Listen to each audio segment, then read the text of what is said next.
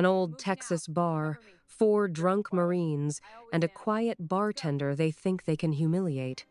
Then one torn sleeve exposes a Navy SEAL tattoo, 203 confirmed kills, and a legend no one in the room was prepared to meet. But that shock is only the beginning because before the night is over, Mara Calloway will be asked to come out of retirement and make impossible shots that decide whether 32 trapped operators live or die. The rocket struck the Black Hawk at 11:47 p.m., and Lieutenant Cole Mercer had just 3 seconds to realize he was about to die. The rotors shrieked. The aircraft flipped. The desert floor rushed up to meet them, hard and final. 41 of America's best soldiers were scattered on Iraqi sand. Wagner snipers held every high point, and their ammunition was running dry. Mercer grabbed his radio, his mouth full of blood. "Command. We are broken. We have men down. We need sniper support now." Only static answered. Then a voice as cool as steel spoke. "There is one asset. She has been on ice for 6 years. We are not even sure she is still alive." Mercer leaned against the wreckage. "Then you need to find her." Before we continue, if you are new to the channel, please subscribe and watch until the very end. This story has twists you will never expect. Also, leave a comment telling me which city you are from. I'm curious to see how far this story will go. Now, let us get back to the beginning. 6 weeks after the crash, in Beaumont, Texas. It was a Tuesday night at the Crossroads Tavern. This was the kind of bar that had soaked up 40 years of spilled beer and broken hearts, and never complained once. It was a safe place built by retired Master Sergeant Ray Decker.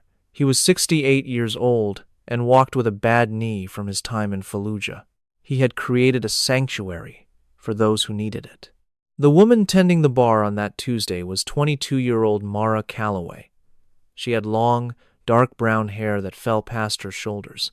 She wore a white sports bra and military camouflage pants with worn-out boots. She had no jewelry, no visible rank, and a past that nobody in the bar knew anything about. She moved behind the bar with a unique awareness.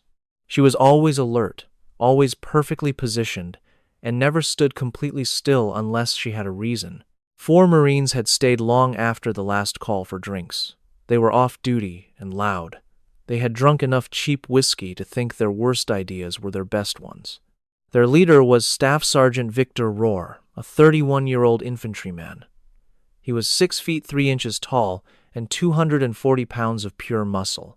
He was the type of man who would never imagine that a small woman behind a bar could be the most dangerous person in the room. He noticed her tattoo when her sleeve slid up while she was cleaning. It was a Navy SEAL trident on her right forearm. The tattoo was precise, professional, and looked like it cost thousands of dollars. It was the kind of art that told a deep story, if you could read it. Rohr thought he could. Well now, what is this? His voice was slurred from the alcohol, just past the point of making good decisions. Our little bartender thinks she is some kind of special forces hero. Mara did not even glance up. Her cleaning rag continued to make slow, overlapping circles on the bar top. Her hands moved with a practiced motion, a movement she had repeated 10,000 times until it became automatic. Rohr's corporal, Dean Fitch, was 26 and had a cold, analytical mind. He slid from his stool and approached the bar. He placed his Sig Sauer pistol on the counter, using 2 fingers. The light from the bar reflected off the weapon. "Prove it," Fitch said. "Tell me what I am looking at." Mara's eyes flickered to the gun for exactly 1 second.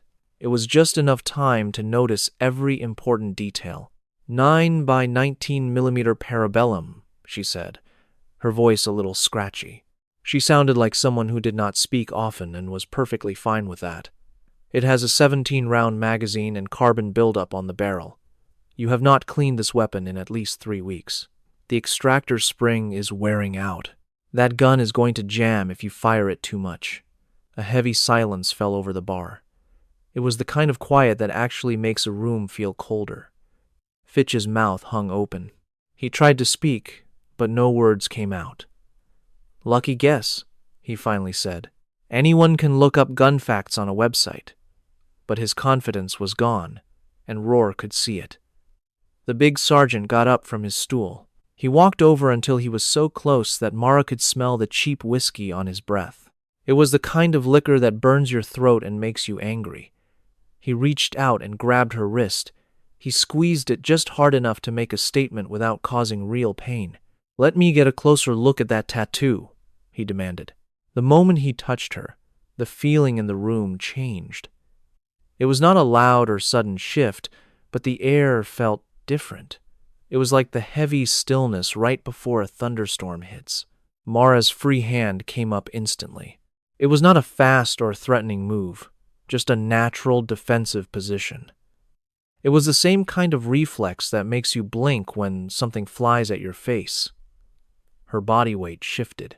Her left foot moved forward, and her right foot moved back. She was perfectly balanced on the balls of her feet. Her shoulders became square. Her breathing remained perfectly calm. The entire movement lasted less than a second. Then she relaxed.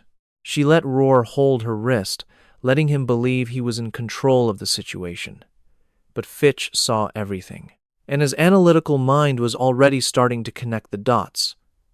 Ray Decker came out from the back room. He was holding a baseball bat in his right hand and had 30 years of tough experience in his eyes. "The bar is closed. Marines. It is time for you to make a better choice than the one you are making right now." Roar did not even bother to look at him. "Stay out of this, old-timer. This is about this woman here and her stolen valor." Decker put the bat down on the counter and did not touch it again. He just stood there. A 68-year-old man with a bad knee and a voice that had seen more than these young men could imagine. And when he spoke again, there was a quiet power in his voice. "Son, you have no idea what kind of trouble you just found. This is your last chance to walk out of here with your dignity." Lance Corporal Ty Bolan, who was blocking the exit, just laughed. "The old man has some fight in him. Too bad being outnumbered means spirit does not count for much." Mara had kept cleaning throughout this whole argument. Her rag was still moving in those same careful circles.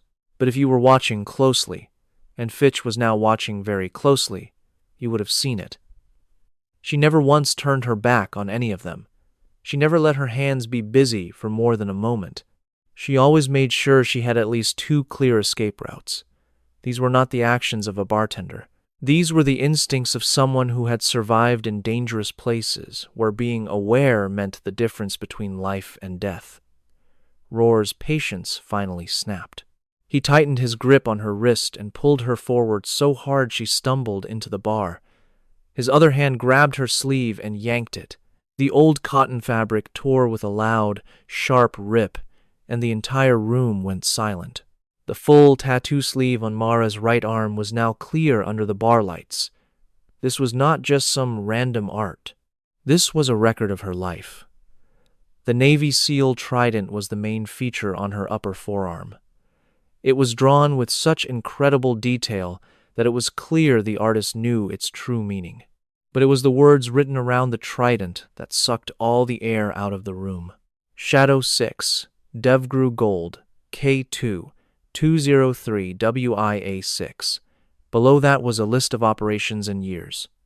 Mosul 2019, Kandahar 2020 to 2021, Eastern Syria 2022, Operation Iron Veil 2023, and then there were the scars.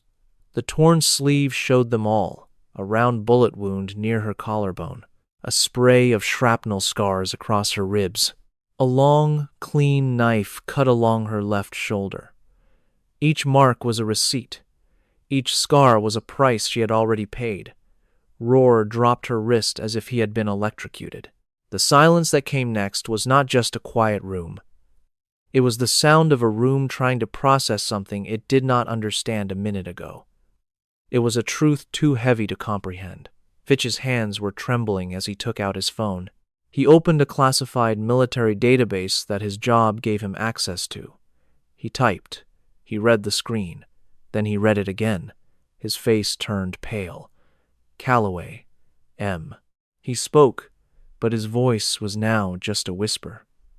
Petty Officer, First Class, SEAL Team 8, active service from 2019 to present. Status. He paused. He read it one more time. Status is classified. Most of her files are sealed. Access requires top secret clearance. Corporal Bolin, still standing by the exit, said nothing at all. He no longer looked like he was blocking a door. He looked like someone who desperately wanted to run through it. Private Marcus Neal, the 21-year-old rookie, stood frozen against the wall.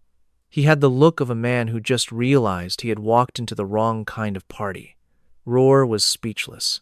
He just stared at the tattoo. He was looking at something that did not fit into any box he had for the world. It was Fitch's voice that finally broke the silence. His voice was shaky, all of the earlier confidence completely gone. 203 confirmed kills, he said softly, his eyes still on the page.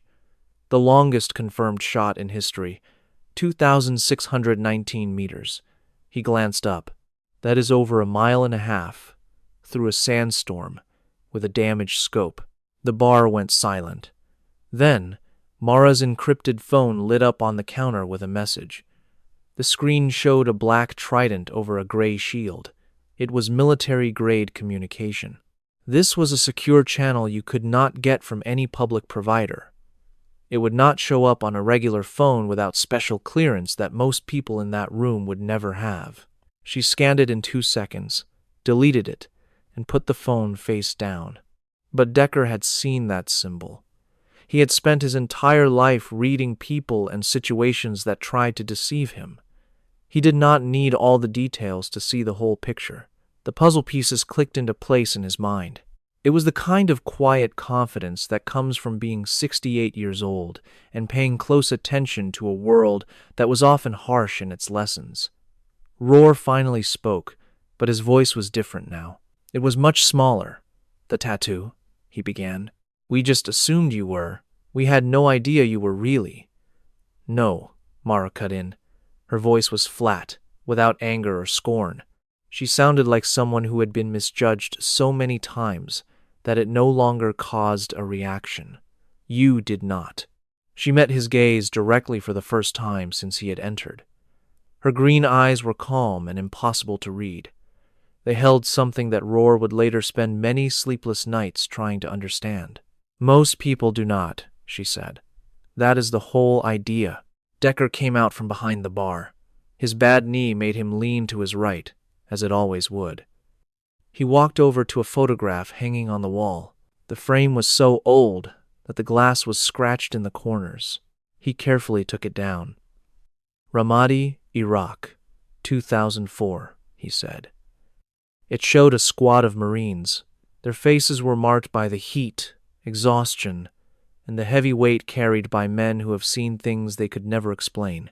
They stood before a destroyed convoy, with thick smoke curling into a sky the color of an old bruise. Off to one side, a little apart from the others, was a lone figure in desert fatigues. The person's face was digitally blurred for security reasons, and they held a sniper rifle as if it were a part of their own body. Decker placed the picture on the bar. His worn hand touched the blurred figure. "I was a staff sergeant," he said, his voice now quieter than anything else in the room. "My squad was cut off during a sweep of the neighborhood. Insurgents controlled the rooftops, 11 of them. We had no protection, no backup from the air, and nowhere to run." He tapped the photo. "A single sniper protected us from those rooftops for 9 hours. 91 confirmed kills. That sniper saved every last one of my men."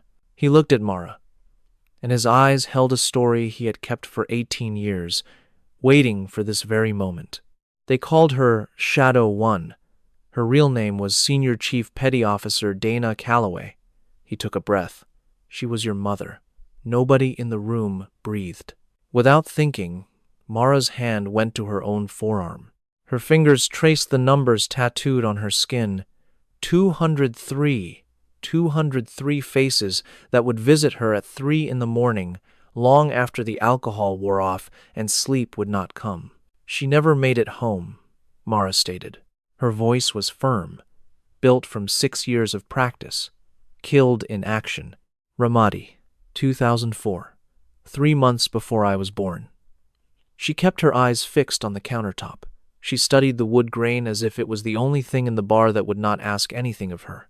I never got to hear her voice or meet her. I only inherited her call sign, her service record, and the burden of living up to her name. Decker placed a steady hand on her shoulder. He said nothing, just offering his presence. And there, in the quiet of Crossroads Tavern, a simple working-class bar in Beaumont, Texas, on a Tuesday night, 4 Marines stood frozen. They had walked in with certain beliefs about the world, but now they understood it was far more complex than they had ever imagined. Rohr looked from the photo to Mara, and then to the tattoo on her arm. His sergeant stripes suddenly felt like they were made of a cheaper material than they were just 4 hours ago. He opened his mouth, then closed it, then opened it again. He cleared his throat. "Ma'am," he said softly. The word was heavy with everything he had just lost, and it could not undo any of his actions. "I am not sure what to say." Mara picked up a cleaning cloth. Her hands moved in smooth, practiced circles over the bar, covering every inch. It was muscle memory from a different life taking over, while the rest of her remained perfectly still. "I know," she replied. "That is how learning begins." The silence did not last. The door of the Crossroads Tavern flew open with a bang. Everyone in the room reached for a weapon except Mara. She just shifted her weight slightly and turned toward the new threat. Her body reacted with the instinct of a person who had never truly left the battlefield. 2 people entered. The first was a woman in civilian clothes, just jeans and a dark jacket, but she moved with an authority that had nothing to do with her outfit. The second was a man in full navy dress blues. His uniform was so decorated with medals that the ribbons alone told a 30-year story of the world's most dangerous places. Commander Priya Okafor, 44 years old, walked like someone who made life-or-death decisions and had learned to carry that burden without hesitation. Behind her stood Captain James Thorne. At 53, he wore a SEAL trident on his uniform, which fit him like functional armor, not a costume. He and the woman beside him focused on Mara. Together, in perfect unison, they raised their hands in a full military salute. This was no casual greeting between officers. It was a sign of profound respect, reserved for someone whose accomplishments were beyond ordinary understanding. Mara's posture instantly corrected itself. Her own hand rose automatically to return the salute, ignoring her ripped shirt and the stunned Marines. For that 1 second, the bartender persona vanished. Everyone in the room saw the warrior underneath. Rohr and Fitch just gawked. Bull and Neal seemed to have forgotten how to breathe. Commander Okafor's voice was formal as she spoke. Petty Officer Calloway.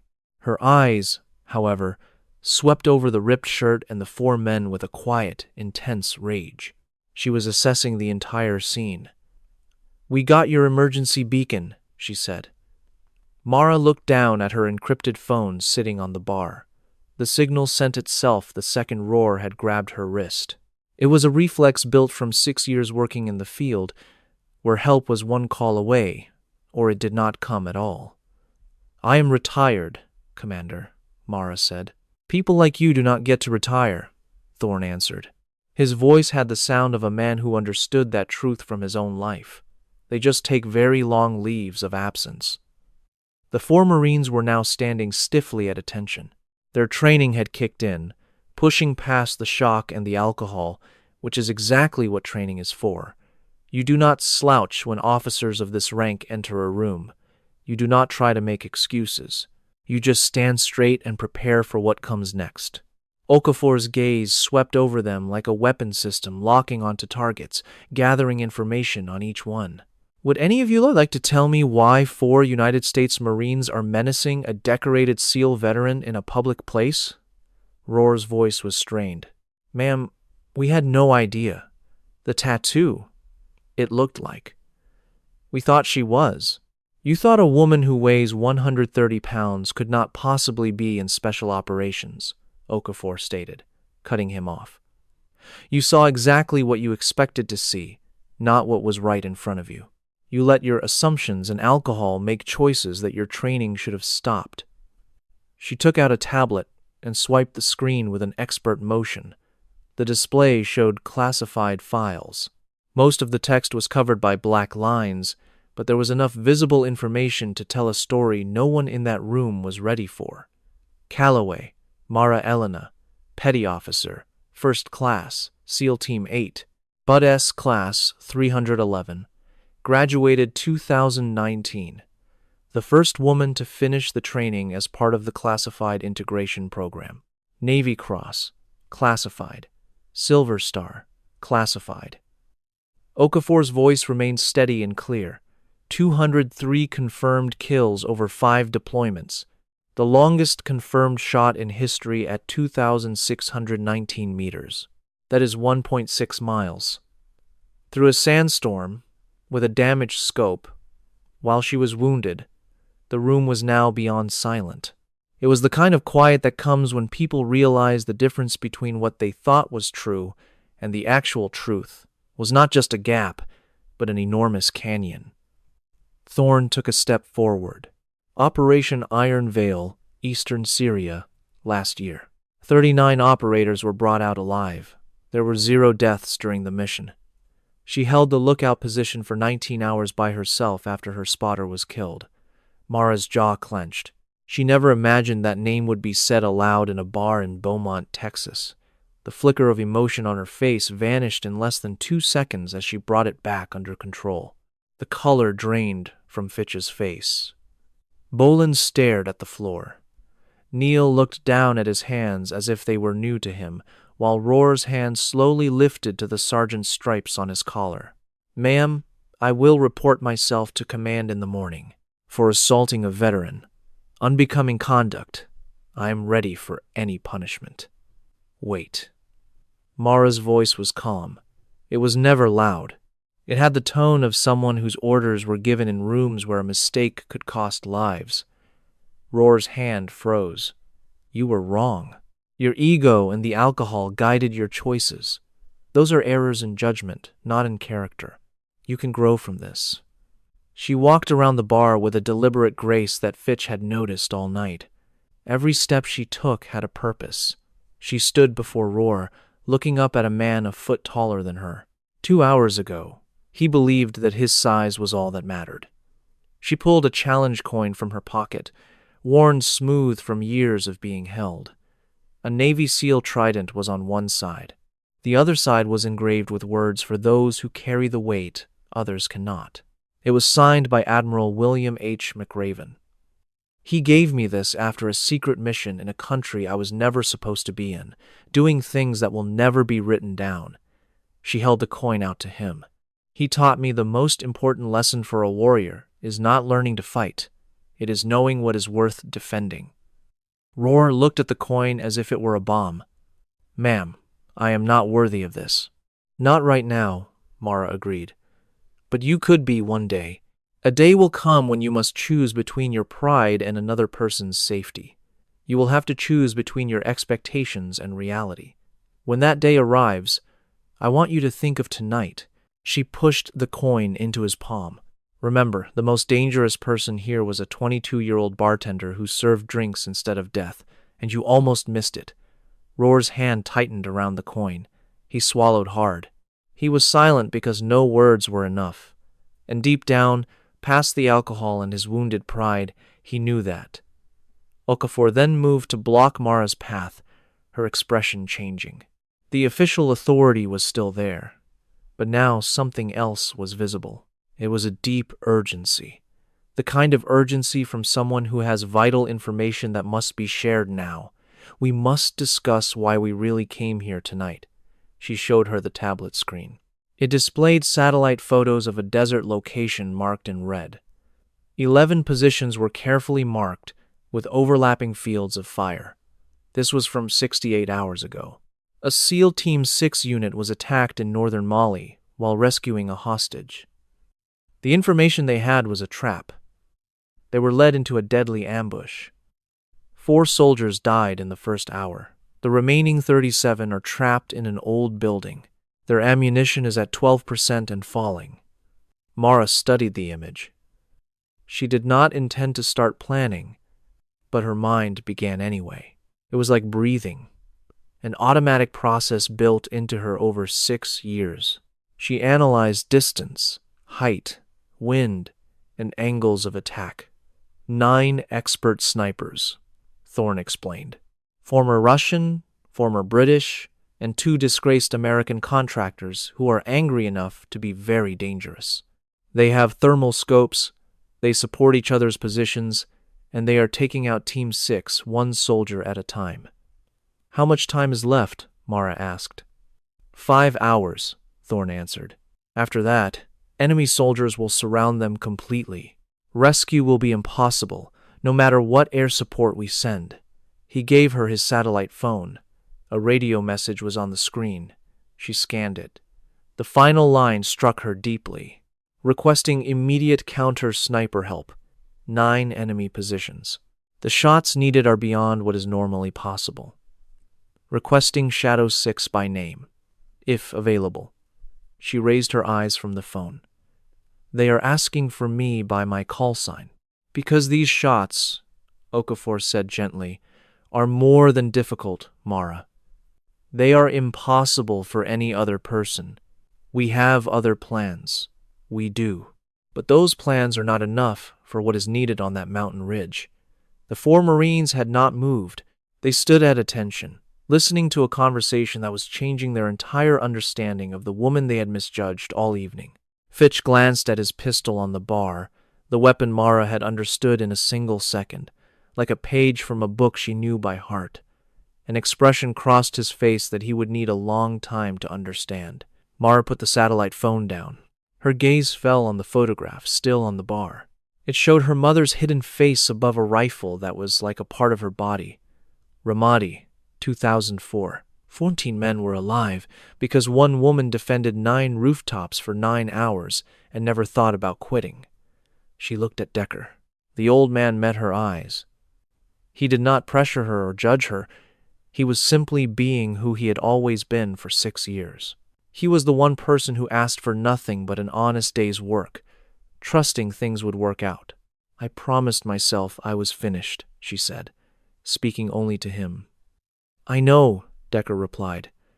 I promised after Kandahar, after the trial, after I left it all behind. I told myself that Mara Calloway was the real person, and Shadow 6 was just a role I used to play. I know that as well, Decker said. His voice was calm and steady, with no attempt to influence her decision. But there are 37 people in Mali who requested you, not because you are the only soldier available. It is because you are the only one who can make those shots. Mara was silent. The quiet between them was full of meaning as she made her choice. Then Roar spoke from behind her. His voice had changed completely from earlier in the night. It was now simple and direct. Ma'am, I cannot know what you experienced, what you still deal with, or what it took for you to leave that life behind. He took a breath. But I will say, if someone requested me by name, I would hope a person like you was coming to help. Mara did not move. She kept her hands on the bar and her eyes on the picture of the woman she never knew. That woman held rooftops for 9 hours in Ramadi, so 14 men could return to their families. She reached under the bar and pulled out a rifle case. She placed it on the counter, opened it, and looked at the Accuracy International AXMC in 338 Lapua Magnum. It had been the only dependable relationship in her life for 6 years. The one thing that never failed her as long as she took care of it. She looked at Okafor. I need a ride, current weather data for the landing zone in Mali, and 30 minutes with the satellite images before we go. She lifted the rifle and inspected the chamber with a practiced ease of 10,000 repetitions. 37 people requested Shadow 6. Her voice was flat and certain, showing no emotion. It was the sound of someone who had made a choice and was already moving forward. Shadow 6 is coming. The C-130 aircraft rose into the Texas night.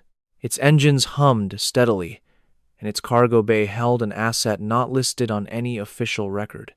Mara was alone, a rifle on her lap, sitting in the silence of a person living with the results of their decision. 6 years.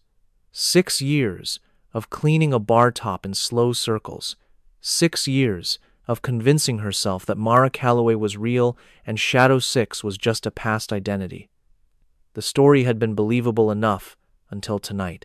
Now the rifle was in her hands again. Its weight felt less like a heavy load and more like a part of her that had been gone for a very long time.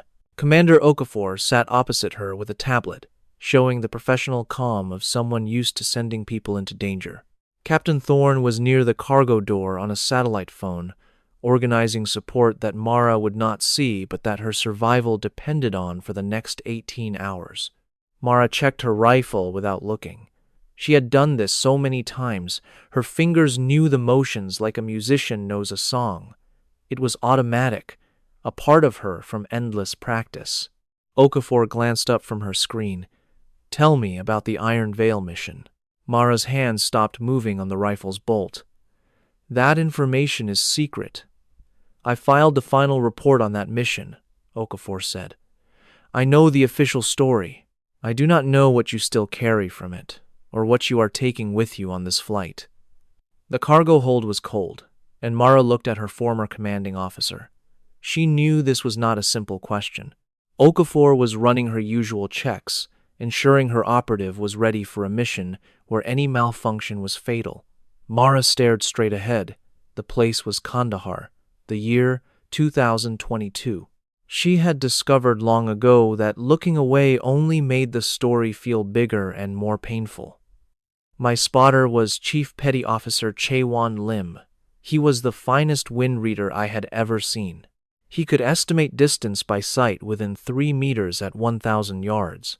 His incredible calm made you feel like the odds were in your favor, even when the world was falling apart. Okafor remained silent, a master of patient waiting. Mara continued. 2 hours in, he took a 7.62 round to his left lung. I could hear the whistle of air from the wound with every breath he took, and I had a decision to make.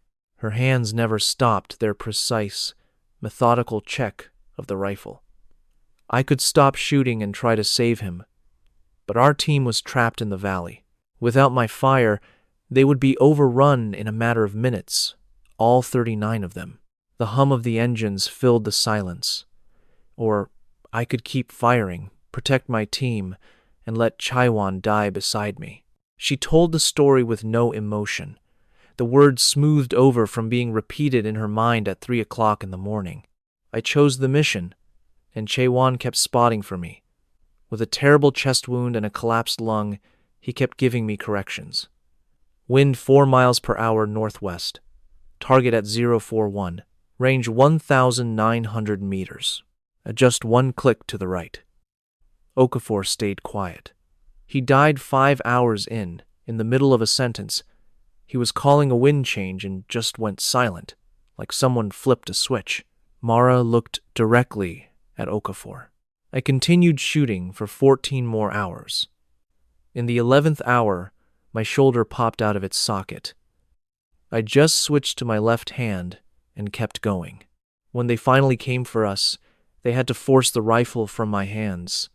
I couldn't let it go. She took a breath. I thought if I just held on, I could change what happened. Okafor added, and then they gave you the order to re-engage. Mara's expression hardened. We returned to base. Command congratulated me and then said a Taliban group was moving nearby. 60 fighters, out in the open. They ordered me to engage. She carefully placed a rifle part on the table. I set up. I had a clear shot at every one of them, but I could not pull the trigger. They were retreating. The fight was over. They were no longer a danger to anyone, and all I could hear was Chae-Won's last unfinished sentence. The wind is shifting, too. She paused. I radioed command and told them no. And you were court-martialed, Okafor said. Insubordination and refusing an order. They wanted to use me as an example. The charges were dismissed after 39 operators from SEAL Team 8 spoke for me. It seems the men you save have a strong desire to save you back. She picked up the rifle again. But command made their point. Resign, or we will make your life impossible. She stared at the weapon, so I walked away. I became Mara Calloway, a simple bartender, and told myself that was all I needed. These 9 snipers in Mali are not running away, Okafor said. They are actively killing Americans this very second. Every minute we talk, Team 6 loses more ground. I understand, Mara replied. I need Shadow 6 on this, not Mara Calloway debating herself from 2,000 meters. Then you have her, Mara stated simply, her tone leaving no room for argument. Just then, Thorne came over holding a satellite phone. He had the look of a man about to deliver very bad news. The Mali situation is worse. Team 6 has 9% of their ammo left. We have 5 confirmed dead, 11 wounded, and only 32 soldiers still fighting. He showed her new images on his tablet. The enemy has more men, 12 snipers now, 3 more than we thought. He pointed to a picture on the screen. This is our main problem. Alexander Poda, a former FSB agent, 31 years of experience, maybe 70 confirmed kills. He is leading their sniper unit, and he is very, very good. Mara examined the images with intense focus, not just looking at pictures, but solving a complex puzzle. She saw the compound, the 12 enemy positions, and the overlapping fields of fire. This was designed by an expert. The best landing zone is 3 kilometers south, she said. From that ridge, I can see 7 of the 12 positions. She traced lines on the screen. The other 5 are inside buildings. There is no straight shot, which means I will have to move while they are shooting at me. Thorne said, The field manual says. I am not going by the manual, Mara cut in, zooming on the building plans. Buildings have windows. Windows are openings, and a bullet can pass through an opening. She traced a line through 3 buildings, 4 panes of glass, and 2 different temperature zones. The target was in a protected room with no direct line of sight from the outside. Target 8, she explained. My bullet goes through this window, down the hall, and out that window. It crosses the open space, enters the second building here, and goes through the office to his position. 1 shot, 4 windows, from 2,400 meters. Thorne stared, speechless. That is an impossible shot, he finally said. Mara ignored him. Target 10 is in a basement, no visible angle, but there is a ventilation shaft on the roof. If I fire a round into that opening at a 31-degree angle, it will bounce off the duct wall, change direction, bounce again, and drop right on him. Thorne looked from Okafor to Mara. A bullet that ricochets twice and still has enough force to be lethal, Thorne said slowly. Physics says it cannot be done, Mara agreed. I will do it anyway. As the plane started to descend, Mara pulled something from her bag. It was something she had carried for 6 years but had never been brave enough to open. It was a sealed envelope, yellow, with age. The writing on it was faded, but you could still read it. To my daughter, if I do not come home. Okafor froze. Decker gave this to me 2 years after I started the bar, Mara said softly. She handed it to him in Ramadi, 3 weeks before she was killed. She told him to find me one day and give it to me. Mara turned the letter over in her hands. I have held on to it for 6 years, unopened. To read it would make her death feel too real, and I was not ready for that. She looked at Okafor with a raw honesty. But if I am going to be Shadow 6 again, if I am adding 12 more names to the 203 I already carry, I must know what she wanted me to know. Her fingers broke the seal. The paper inside was old and fragile. The ink was faint, but the words were clear, and they struck Mara deep in her soul. My dearest girl, if you are reading this, I did not come back to you. I am writing this from a base in Ramadi before my next mission. Being a shadow is not about the numbers. It is about knowing when to stop counting. I held 9 rooftops today for 9 hours. I had 91 confirmed kills. In the 10th hour, Command wanted me to keep shooting at men who were running away with their wounded. They were no longer fighting. They were no longer threats. I let them live. Command was angry, but those men were someone's sons and fathers. Killing them would have been murder, not war. If you grow up to be a warrior, and I think you will, remember this. The hardest shot you will ever take is the one you choose not to. That is what makes us soldiers, not executioners. I love you. I am sorry I cannot be there to teach you this myself, Mom. Mara's hands were trembling just enough to see. She knew, Mara whispered. The same choice, the same test. Ramadi in 2004, Kandahar in 2022. She faced it 18 years before I did, and she left me the answer. Okafor said nothing. Some moments do not need words. Mara carefully folded the letter and put it in her vest, over her heart. When she looked up, her face had changed. It was not peace, but something more like certainty. The calm of a person who has finally stopped fighting who they are. These 12 in Mali are threats. They are not retreating. They are killing Americans as we speak. She stood and moved to her gear with a familiar, fluid motion.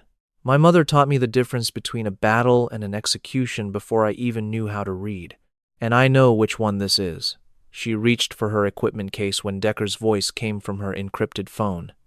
It was a number for true emergencies, and the connection sounded urgent. Kate, he said. He only used that name when everything was on the line, and she froze. Wait, Garrison. I am leaving in 20 minutes. I know.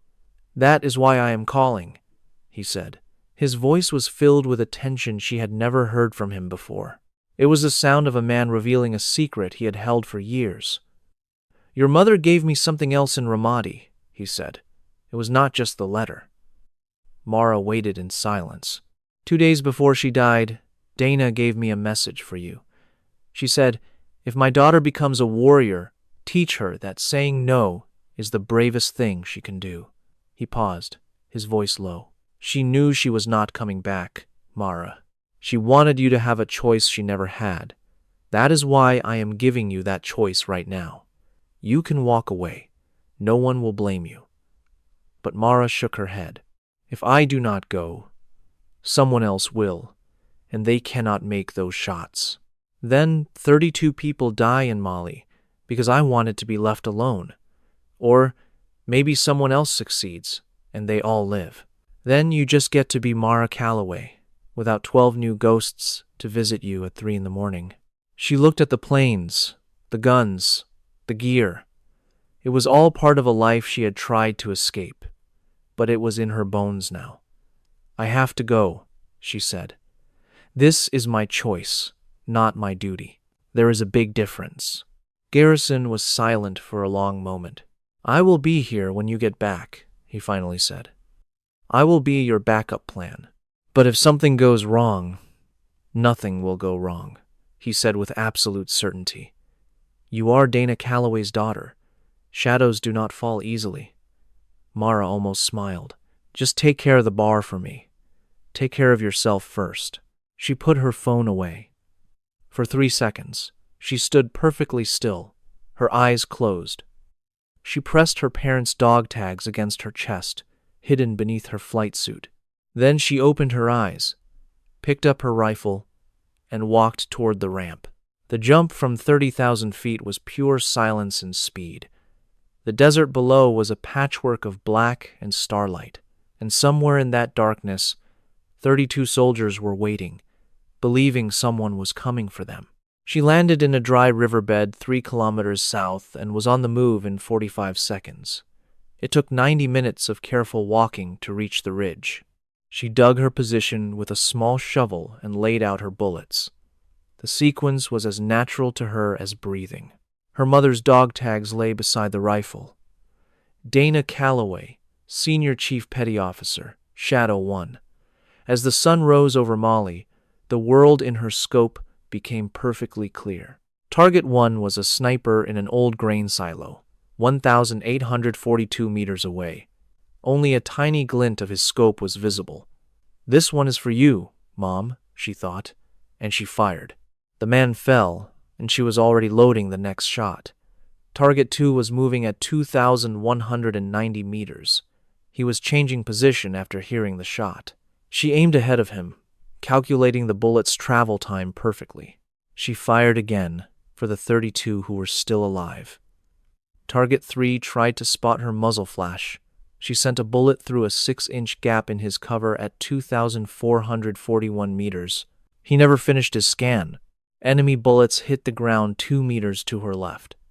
They were getting closer. She moved just 6 inches to the right and kept working. By the 7th shot, the enemy commander was dead. She knew because the enemy radio chatter suddenly became disorganized. Without a leader, they were just scattered problems, not a coordinated team.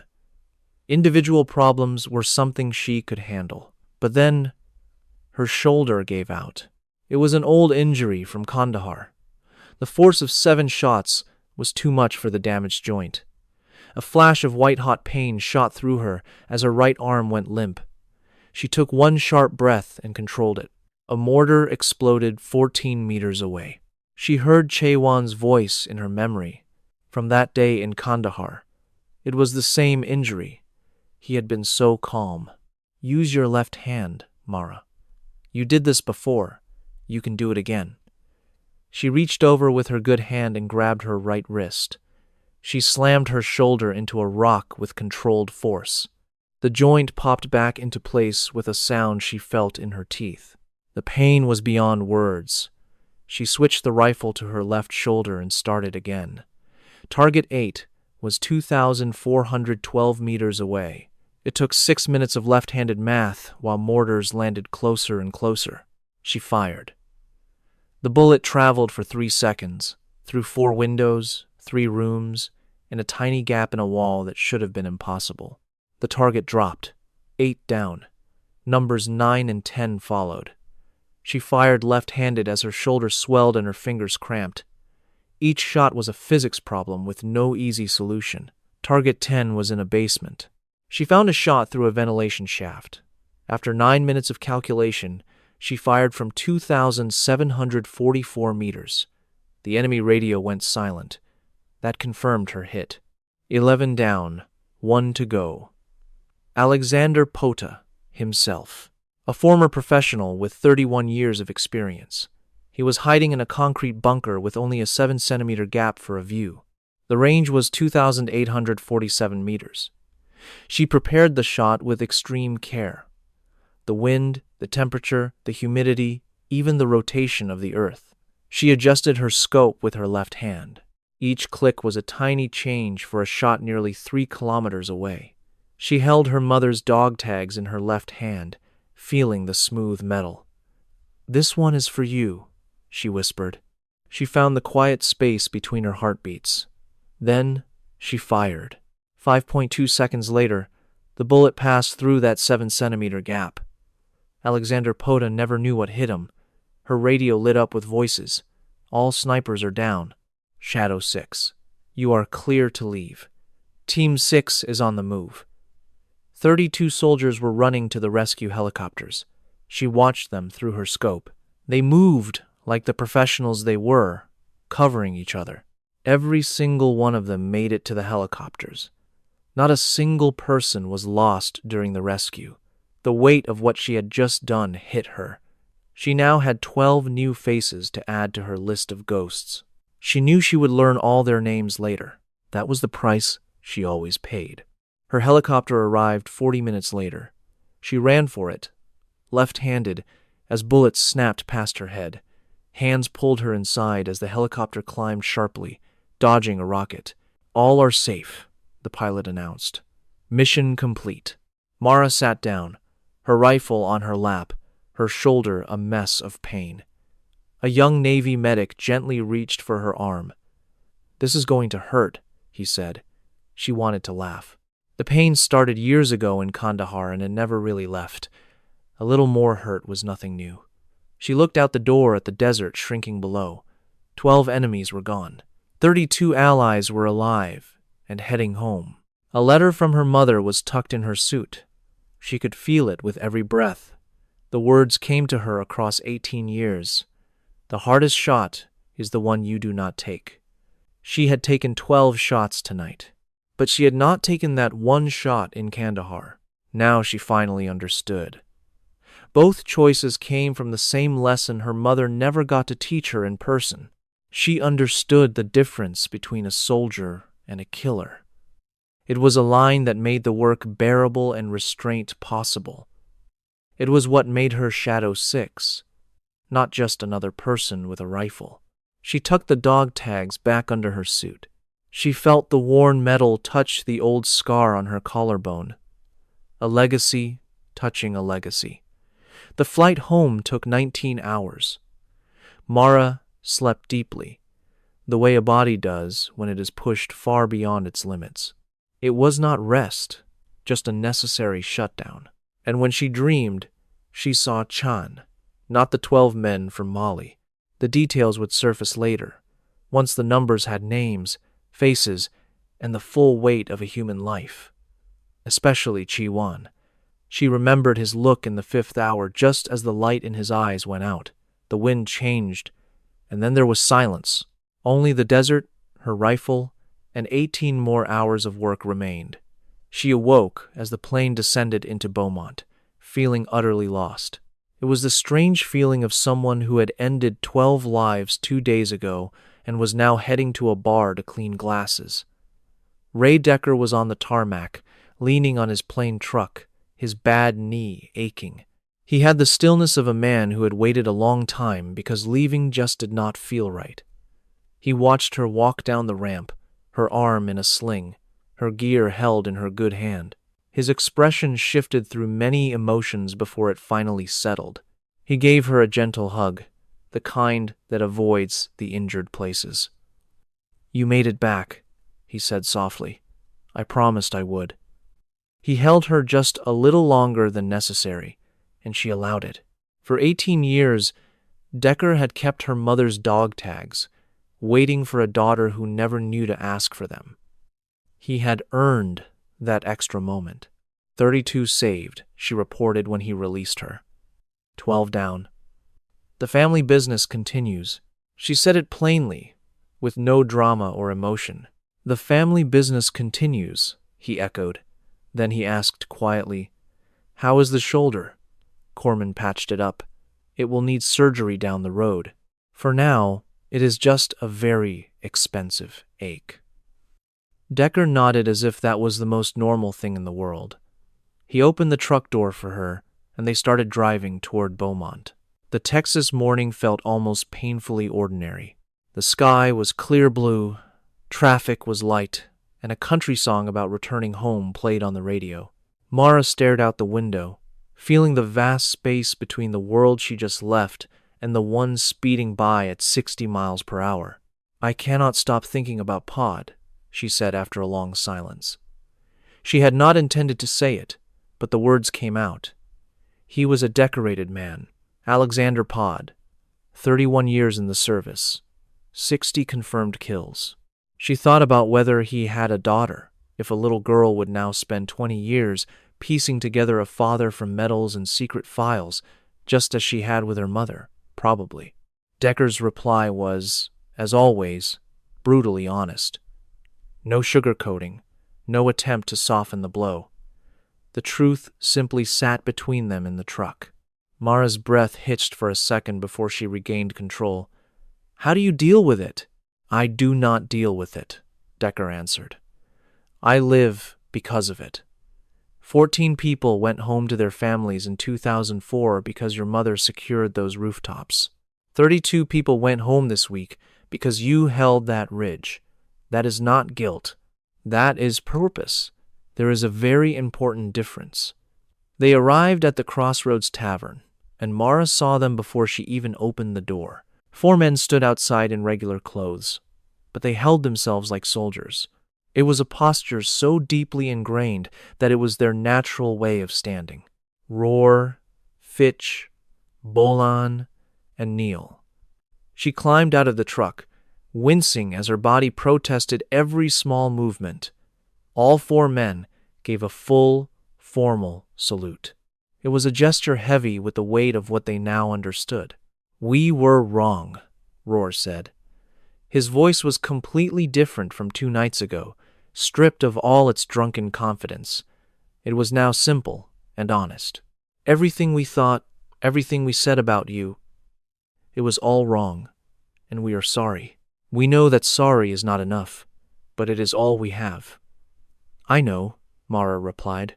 She met the eyes of each man. "And you showed up today. That means more than you can possibly know." She walked to the door but paused. There were things that had to be said, and she was too bone-tired to carry them any longer. "First lesson," she began. "Respect is not just given to you. You earn it with your actions, not by how you look.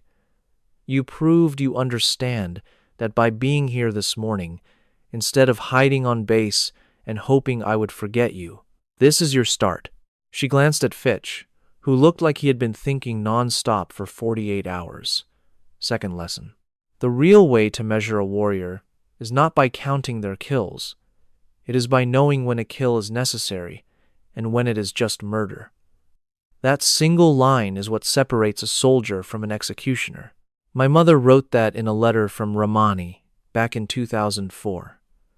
I read it on a cargo plane over the Atlantic just 2 nights ago. It took 2 different wars and 18 years for me to finally understand her lesson. Neil, the youngest at 21, spoke up. He looked like a man whose reasons for joining the Marines now felt very distant. "What is the third lesson?" he asked quietly. Mara studied him for a second. He reminded her of a young person on the verge of learning a hard, painful truth. "I took 12 lives 2 days ago," she stated. "I shot them from so far away they never even saw me. I made shots that physics says are not possible, and I saved 32 lives by doing it." She let her words hang in the air. "Tonight, I will dream of all 12 of them. I will think about their families and why they were there. Their faces will join the 203 others that visit me at 3 in the morning when I cannot sleep." She opened the door to the bar. "That is the price of being Shadow 6. That is the lesson you want to learn. The skill is not the hard part. The weight is what stays with you for the rest of your life." She looked back at them one last time. "Do you still want the lesson?" The 4 Marines exchanged a look, a silent conversation between men who had been changed by a shared experience. Roar answered for them all. "Yes, ma'am." "Good. Tomorrow morning, you will learn to properly clean a rifle. Because if you cannot maintain your own weapon, the rest is just talk." She stepped inside. Behind the bar, her hands started working on their own. She grabbed a glass and a rag, moving in the familiar, methodical circles that had been her entire life for 6 years. The motion was the complete opposite of her other life, but somehow it felt exactly the same. It was all about precision, patience, and repetition. It was about seeing a job through to the end. The glass shook in her hand. She put it down and stared at her fingers. In Mali, those same fingers had sent a bullet through a 7-centimeter opening from 2,847 meters away. She did it left-handed, with a dislocated shoulder, and under enemy fire. Her hands had been perfectly steady for all 12 shots. But now, in the quiet safety of a Texas bar on a Wednesday, they trembled. She gripped the edge of the bar until her knuckles turned white. The true weight of her actions hit her, then, always delayed, but always with full force. 215 faces now. 12 new ghosts to haunt her at 3 a.m. Decker appeared beside her, as quiet as ever. He simply stood with her, knowing that some silences are meant to be shared, not filled. He placed 2 glasses on the bar, poured whiskey in each, and pushed one to her. "I know you do not drink anymore," he said. "But tonight, we make a toast." She lifted the glass and stared into the golden liquid. She saw flashes from her rifle, the rising sun, and 32 soldiers running for their lives through her scope from 3 kilometers away. To the 32 who get to see their families again, she said softly, and to the 12 who made a different choice, to Chiwan, my mother, and all the ghosts who paid the price for our peace. To necessary violence, Decker added, and to knowing when to stop. They drank. The whiskey burned her throat and settled warm in her chest, a feeling she had earned. Decker poured himself another drink, his eyes looking ancient, like he had seen it all before. You cannot ever really leave this life, he told her. Shadow 6 does not get to retire. She just waits for the next assignment. Mara started to respond, but her secure phone buzzed on the bar. She glanced at the screen, then read the message again because it did not seem real. Her blood ran cold. The message read, "We know who you are. We know what you did. The dead demand justice. You have 72 hours. Without a word, she showed the phone to Decker. His expression hardened into a look of cold resolve. The Wagner Group, he stated. Payback for what happened in Mali. No. Mara's voice was low, but it carried a deep certainty. She was already searching through files on her phone. These were classified documents she should not have had, but she knew where the military hid its secrets. Do you remember the 60 Taliban fighters in Kandahar? Command ordered me to eliminate them, but I refused. I let them go because they were no longer a threat. Decker froze. 9 of those men survived the war. She pulled up the intelligence file, complete with names, pictures, and their current locations.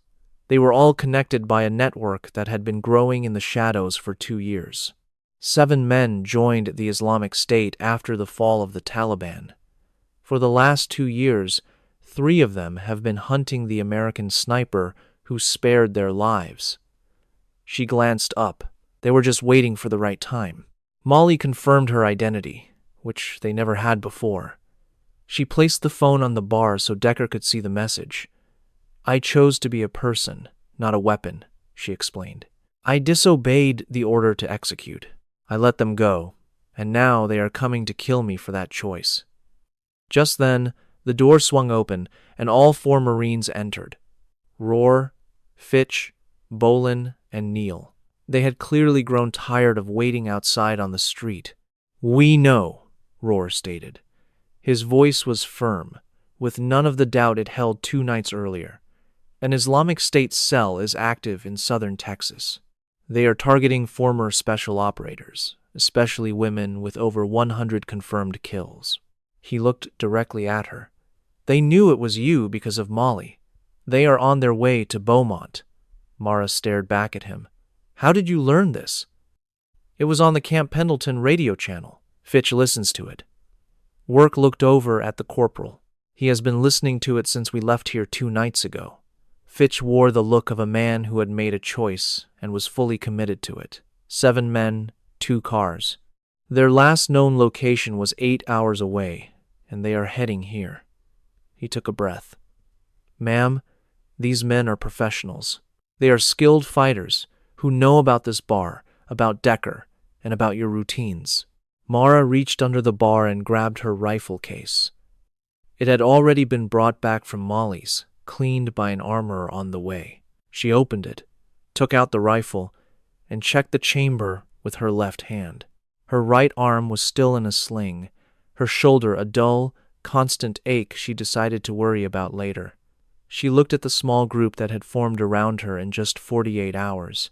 There was Decker, 68 years old with a bad knee and steady hands, who had held the line in Ramadi in 2004 and was ready to hold it in Beaumont now.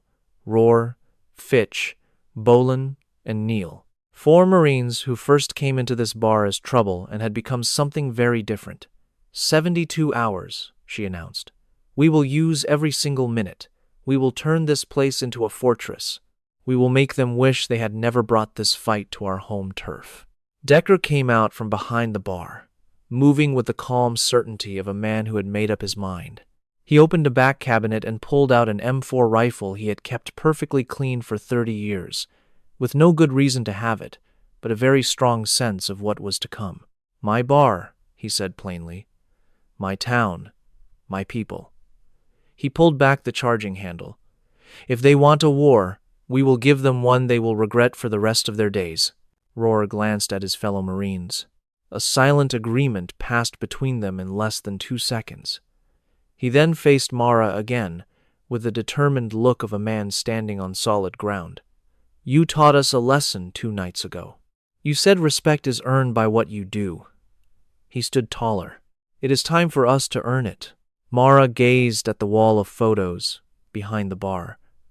It held decades of service members who had passed through this place, leaving a piece of themselves behind. The bar seemed to have quietly absorbed all their stories. Her gaze fell upon the picture from Ramadi. Her mother's face was blurred for security reasons, but she held a rifle as if it were a part of her. Mara thought of the letter folded in her tactical vest, resting against her heart. It was an answer sent across 18 years and 2 wars from a mother who never met her daughter but understood her perfectly. The hardest shot is the one you do not take. She finally understood both sides of that lesson now. Restraint and commitment. You had to know when to hold your fire and when to hold your ground. Her mother had done both in Ramadi in 2004. She paid the price for it, but she passed the lesson on. Mara lifted her rifle. Her left hand was steady, the sling supporting the weight that felt so natural it needed no explanation. 7 people are coming for me because I showed them mercy in Kandahar, she said. Her voice was low and sure, without a trace of drama. They believed that mercy was a weakness. They believe the woman who let them live is someone they can now hunt down and punish.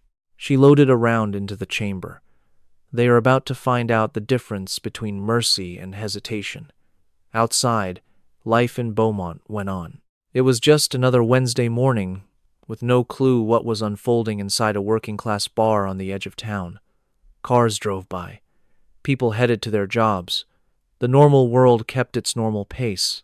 But inside the Crossroads Tavern, warriors were getting ready for a fight that 7 men were going to deeply regret starting. The 72 hours flew by. It was that strange feeling when time speeds up because people who know their job use every second they have.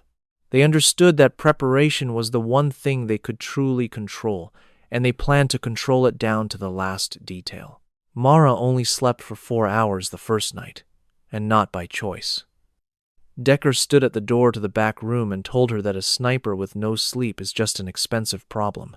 He said it with the voice of a man who had learned that lesson the hard way in a distant land. She respected him too much to argue. She spent the rest of her time like she did everything else, with focus, purpose, and no wasted effort. She surveyed every possible approach to the Crossroads Tavern with Fitch. He had a gift for seeing the battlefield in everyday places, just like she did. They planned out every line of sight from every possible angle. They figured out which spots offered real cover and which ones only seemed to. They set up retreat positions and communication signals, creating the special kind of unspoken language that forms between people preparing for a fight. They had to trust each other's gut feelings without needing an explanation. Rohr proved to be exactly the leader his rank suggested once the booze and pride were out of the way. He was steady and dependable.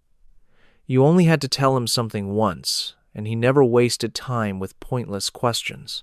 He placed Bolan and Neil to cover the back and drilled them on the communication plan until they could do it in their sleep.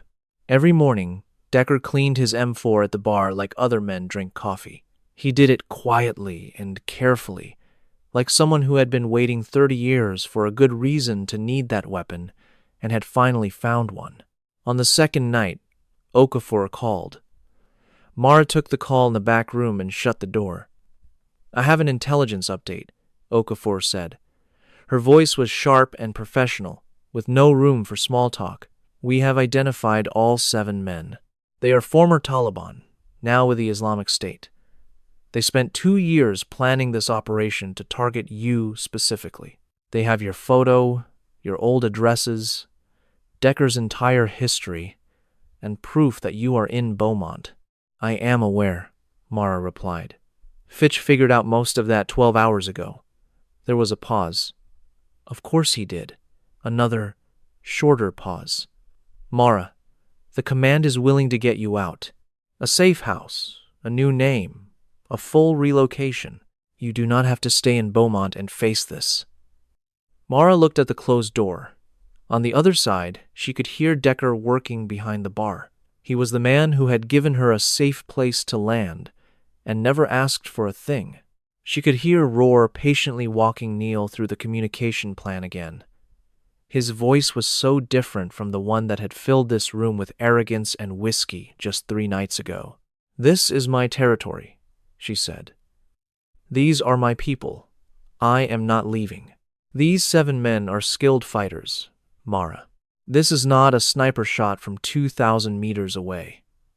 This will be a close-up fight in your own backyard against men who are coming just for you." "Good," she said. "People driven by emotion make emotional choices, not tactical ones. Emotional choices follow patterns, and patterns can be beaten." There was silence on the other end of the line. "You sound just like your mother," Okafor said at last. Mara could feel the letter against her chest. It was still there, folded inside the tactical vest she had worn for 3 days straight. Taking it off felt like putting down something important she was not yet ready to release. "I will take that as a compliment," she said, and hung up the phone. The 7 men came 20 minutes before dawn on the 3rd day. They did not all come from the same direction. She and Fitch had expected that, and they had prepared for it. The men used 2 cars and 3 separate entry points, with coordinated timing meant to divide and confuse any defenders. But there was one thing they had not planned for: Mara. She was already outside when the first car pulled up at the end of the street. She had been there for 40 minutes, in a position that gave her a perfect view of both routes of approach. She held her rifle in her left hand, the sling making up for the right arm she could barely use. Bolan had rewrapped her shoulder. It turned out he had emergency medical training that he never brought up because nobody asked. The wrap did not heal the injury, but it gave her the stability she would need for the next hour. The first 2 attackers crept into the alley beside the tavern. Roar and Bolan were waiting. What happened next was fast and brutal, nothing like the dramatic fights you see in movies. In reality, the whole thing was loud for about 40 seconds, and then it was finished. 2 men who had planned for 2 years realized in their final moments that they had picked the wrong spot. A place defended by people who knew it far better than they did. Mara heard it all on her earpiece. Roar's voice was calm and clear. 2 down. East side is clear. She was already turning her attention to the second vehicle. 3 of the last 5 tried to enter through the front door. She took down the first one from 60 meters out, before he even reached the building. The second fell at 40 meters. The third actually made it to the entrance, only to meet Decker waiting inside. Decker was 68 years old, had a bad knee, and held an M4 rifle he had kept spotless for 30 years. He was perfectly calm, like a man who had faced true horror in Ramadi and knew deep down that it would not be the last time he had to stand his ground. 2 controlled shots, clean and final. "My bar," Decker said softly to himself. "My town." The last 2 attackers had split off and were circling around to the north. This was the smartest tactical move they could make, which is precisely why Mara was already there waiting for them. One of them froze when he saw her. He was a young man, maybe in his late 20s. He wore the expression of someone who had dedicated 2 years of his life to a single goal, only to arrive and find that everything he expected was wrong. She could see the wheels turning in his head. She could also see the moment his plan fell apart, as he realized the distance between them left him with no good options. "It's over," she said, and her tone was not up for debate. He made a choice. It was the wrong one. She fired, left-handed, before he could even finish his move. The 7th and final man stood behind him. Unlike the others, this one stopped. He dropped his weapon, put his hands up where she could see them, and got on his knees in the dirt of that Texas parking lot on a Thursday morning. He had the look of a man who had just reached a very surprising conclusion, that he was still alive. Mara kept the rifle aimed at him for a long moment. Her left arm burned from holding the weight, and her right shoulder was a familiar, constant pain she had been ignoring for 3 days. "You came for me because I let your men live in Kandahar," she said. "You hunted me for 2 years because I decided to see you as human beings, not just as targets." He remained silent. "That choice got me a court-martial and cost me 6 years of my career. It cost me more than you could possibly know." Her voice was perfectly steady. "And I would do it again tomorrow." She lowered her rifle about 3 inches. It was not a surrender, just enough to show the difference between a fight and an execution. It was the same 3 inches her mother had shown in Ramadi in 2004, the same 3 inches she had shown in Kandahar in 2022. Both times, that small act of mercy had nearly cost her everything. "The hardest shot," she said quietly, "is the one you do not take." She heard Fitch in her ear. "Local police are 2 minutes away. We made the call 60 seconds ago." She looked at the man kneeling before her. "You are done. This is over. What happens now is out of my hands." She took a step back, keeping the rifle ready, but maintaining that 3-inch margin. It was not a sign of weakness. It was the entire point. When the police showed up, they found 1 man in custody and 6 others who had chosen a different path. Inside the bar in Beaumont, they found a small group of people who had defended their ground and were still standing. Okafor showed up 3 hours later with Thorne and a federal counterterrorism unit. They processed the scene with the quiet efficiency of people who had seen this all before. She found Mara behind the bar, wiping the counter with a cloth, making slow, methodical circles. Okafor sat down across from her and said nothing for a moment. 6 deceased, 1 in custody, she stated finally. Decker is giving his statement. The 4 Marines will have to do the same. The legal team is already putting everything in place. She paused for a second. "You are going to be okay." "I know," Mara said. "Command wants to talk about reinstatement. They are offering full clearance, in active duty status. The court-martial will be wiped from your record. Thorne has been working on this for 2 months. Mara put her glass down. She looked at it, then at her own hands. The trembling was gone. It had vanished the moment the fight started, but the weight was still there. The number was now 222, if she included tonight. 222 faces that would visit her at 3 in the morning for the rest of her life. The weight and the shaking were 2 different things. She had learned how to carry one without giving in to the other. She looked up at Okafor. "I need you to be honest with me. When am I not? If I go back, if I put on that uniform again and go back to active duty, is there any way I also get to just be Mara Calloway? Can I still pour drinks, get a bad knee one day, and sit in a bar with the people I care about?" Okafor was silent for a long time, so long that her answer took shape before she even spoke. "I think Shadow 6 and Mara Calloway became the same person somewhere over the Atlantic Ocean. I think you have been one person for a lot longer than you want to admit." Roar came to the end of the bar. He had a new bruise on his cheek from the fight in the alley, and the look of a man who had just learned something fundamental about himself and was okay with it. "Ma'am," he said, "for what it is worth, watching you work tonight, what you did out there in the parking lot at the end." He paused, searching for the right words. "You had a clear shot.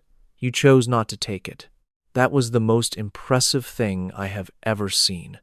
Mara looked at him, then at the challenge coin she had given him 3 nights earlier. She could see it in his shirt pocket, resting over his chest, just like she kept the letter over hers. "That is the lesson," she said. "It took me 2 wars and a letter from a woman who died to finally get it. But that is it. That is the whole lesson." Decker came out from the back room, his federal interview finally over. He stepped behind the bar with the calm confidence of a man taking back his own territory. He surveyed the damage to his tavern, looked at the people inside, and then looked at Mara. "The bar is going to need some repairs," he said. "The bar is still here," she answered. He poured 2 drinks and placed one in front of her. She took it without hesitating this time. Some toasts have to be earned, and this was one of them. To Dana Calloway, Decker said.